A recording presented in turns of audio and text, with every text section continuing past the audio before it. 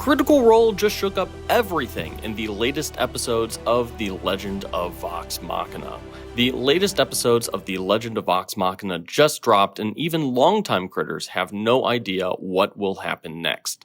The latest episodes covered the final fights between Vox Machina and Anna Ripley and then Thordak, but the episodes made some big changes that leaves the fate of several characters up in the air. Now, before we dive into these big changes, remember to like and subscribe above the table to stay up to date on all the latest tabletop and fantasy news. So, in the latest episodes, the party has these massive confrontations with two of the season's big villains, Anna Ripley and Thordak. Now, in the original Critical Role actual play, Vox Machina defeated both Ripley and Thordak, although not without some casualties. Now, in the original Critical Role episodes, Ripley killed Percy during their fight, and then Thordak killed Percy and Scanlan during their fight. Obviously, Percy got resurrected in between those two confrontations. Scanlan's death in the Thordak fight directly led to him temporarily leaving Vox Machina and getting replaced by Tyrion Darrington.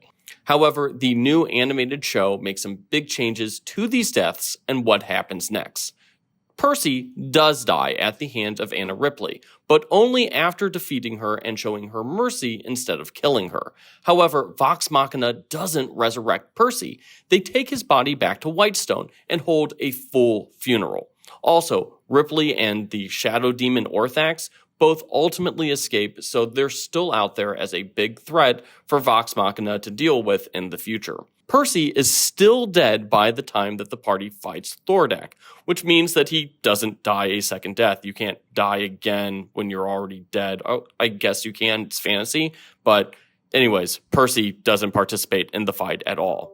Now, Scanlan technically survives the Thordak fight in the animated show, but he's affected by some kind of curse and is functionally in a coma.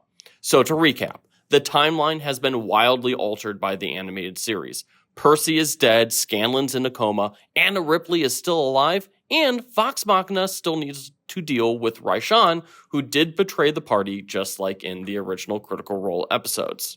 Also, the show killed off fan-favorite guest star Kashal Vesh as well. Kashal is very much alive in the actual play itself, so killing him in the animated series was another massive shock, just sprinkled into a batch of episodes full of them.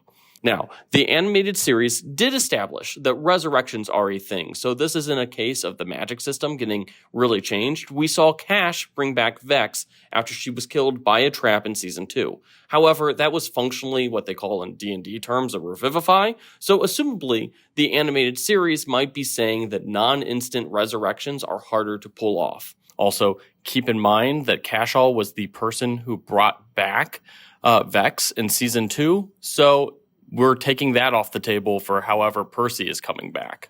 Also, given Vax's allegiance to the Raven Queen, we may see him try to pull some strings to bring Percy back to life.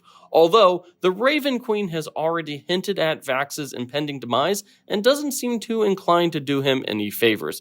As for Scanlan, they seem to be setting up the introduction of Tyrion a bit early and not shuffling Scanlan out via a huge blowout fight like they did in the actual play.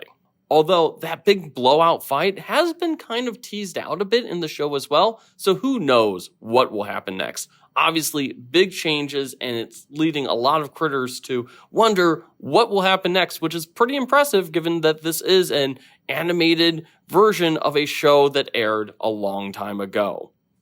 So, are you surprised by the big Season 3 changes in The Legend of Vox Machina? What are your theories about what will happen next? Let us know in the comments, and don't forget to hit those like and subscribe buttons.